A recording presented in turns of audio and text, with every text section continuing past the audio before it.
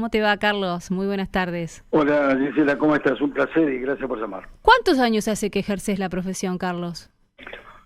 Que ejerzo la profesión de pediatra 47 años. Uy, una vida. Sí. Una Claro, vida, ¿cuántos chicos? Yo te comento, yo siempre quise ser pediatra desde muy chico. Ajá. Y bueno, por ahí me entero que había que ser médico y era médico. Claro.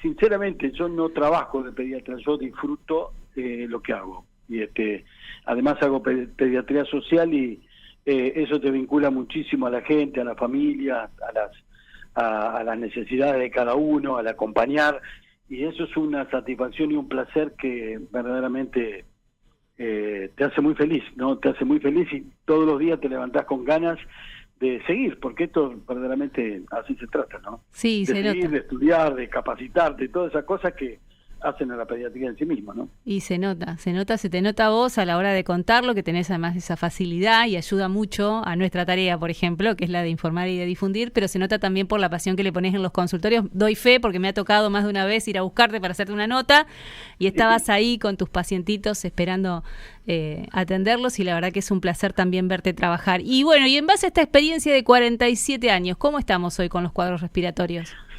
Bueno, evidentemente nosotros estamos frente a un brote de enfermedad de influenza. Esta enfermedad de influenza es la misma que el semestre anterior tuvo el hemisferio norte, que tuvieron bastantes problemas.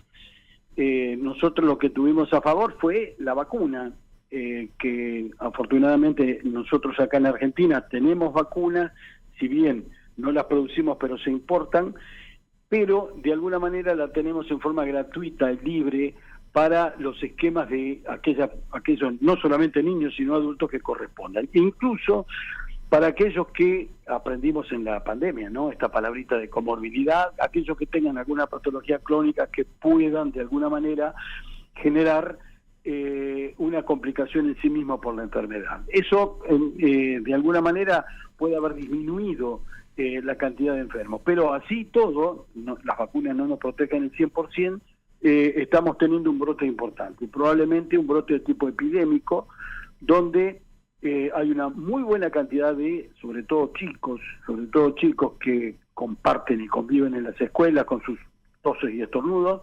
se contagian de esta enfermedad que está caracterizada este año por muchas temperaturas, dolores de cabeza importantes, decaimiento, malestar y un componente gastrointestinal que vincula a deposiciones de regular de calidad y a vómitos, en algunos casos vómitos.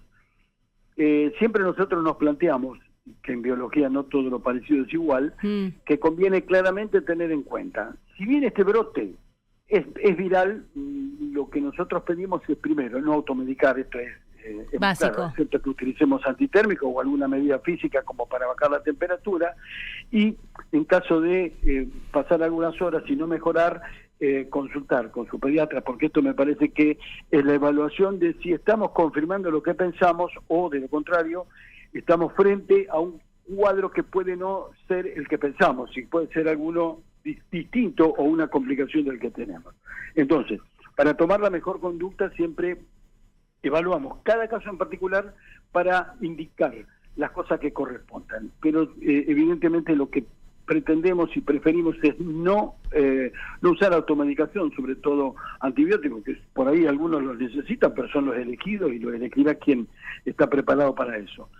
Pero de alguna forma, la idea concretamente es mantener a los chicos frescos, mantenerlos bien hidratados y para mantenerlos bien hidratados necesitamos agua, no necesitamos ninguna otra cosa, y como el componente es con la presencia de vómitos, preferimos que la hidratación sea abundante pero fraccionada. Claro. Y nosotros utilizamos agua.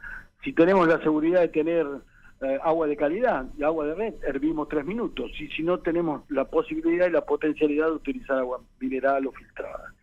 Esa es la característica que estamos teniendo. Y siempre lo que nosotros nos planteamos cada vez que evaluamos un niño, o incluso un adulto, pero sobre todo un niño y sobre todo los más pequeños, son lo que llamamos signos de alerta. Y los signos de alerta claramente importantes para que analicemos en casa son aquellos vinculados a, por supuesto, un desmejoramiento del estado general, que eso requiere una reconsulta, la aparición de otras cosas que no estamos esperando, ¿no? Desde erupciones en la piel o algún otro signo o algún otro síntoma que nos hagan sospechar de que algo está funcionando diferente, o un tema que es sí interesante, cuando nosotros no podemos manejar la fiebre con la medicación que utilizamos siempre, a la dosis que usamos siempre. Ese es un signo de alerta importante.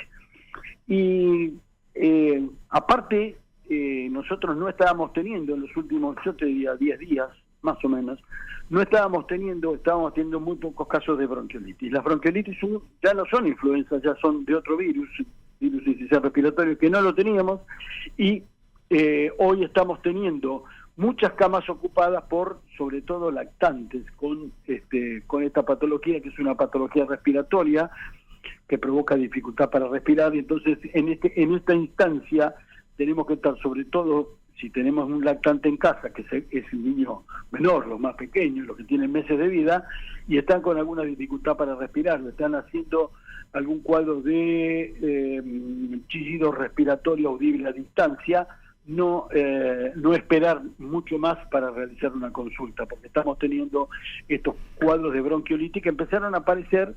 Nosotros pensábamos que con las vacunas de las embarazadas probablemente iba a disminuir, pero lo estamos teniendo entre nosotros, y van a generar seguramente ocupación de algunas camas pediátricas en hospitales y sanatorios. Y ya cuando llega para la internación es porque lamentablemente no se llegó a tiempo con la consulta. Acá es clave, ¿no? Porque no hay nada más desesperante que ver a tu hijo cuando no puede respirar, y es lo que suele ocurrir con estos cuadros cuando se agravan. Sí. Mirá, hay un hecho que es importante y que lo aprendimos con el paso del tiempo. Nosotros tenemos que estar antes y no después, no correr detrás del síntoma. Entonces, ir evaluando cada caso, ir enseñando a cada mamá y a cada papá cuáles son los signos que nosotros podemos evaluar en casa. Lo simple, lo sencillo, para saber cuándo tenemos que hacer las cosas, para no hacer la heroica a las 3 de la mañana, por ejemplo. Entonces, es importante tener en cuenta qué tipo de evolución están teniendo, cómo están respondiendo, cómo se están alimentando, si empeora con la alimentación, sobre todo, que es un hecho verdaderamente importante.